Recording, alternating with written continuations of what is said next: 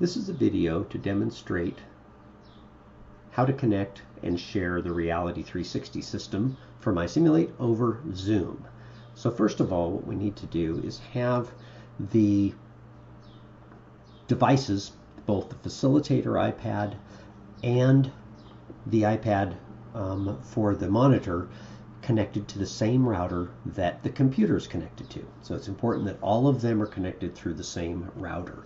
Once I've done that, I can open up the REALITi on the main monitor. I can open up REALITi on the facilitator.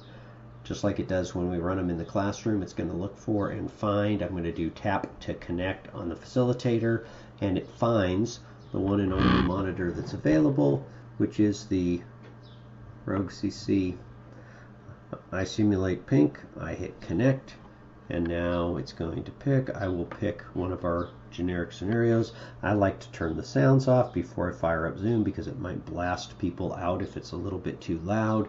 And then I can go ahead and start my scenario to make sure that this is going to work. I turn on the monitor, and then I'm going to display one of my rhythms just to make sure. So now I know that everything is working. I can pause my rhythm, and I can go to my Zoom screen, and you can see on the screen here that I'm in the Zoom class.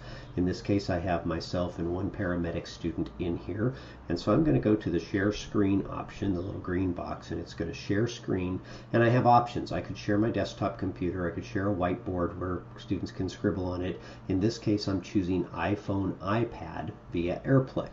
When I choose that and say share, it's going to come up with this to tell me that I have to make sure my iPad is connected to the same network as this computer, and then I'm going to go to screen monitoring. The way I do that on the iPad is I go to the top right corner and drag down, and it brings up a menu option, one of which is screen mirroring.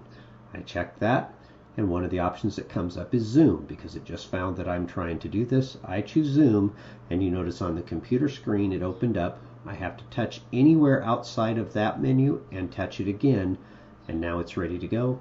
And now on the TV screen, or on the main monitor screen, you can see that the REALITi 360 is displayed just as it is on my monitor, and the images for myself and the student get small, so they shrink down to the side so that I can still see the person, just not as obvious. As soon as I start my scenario, it's going to be visible both to me and to my student.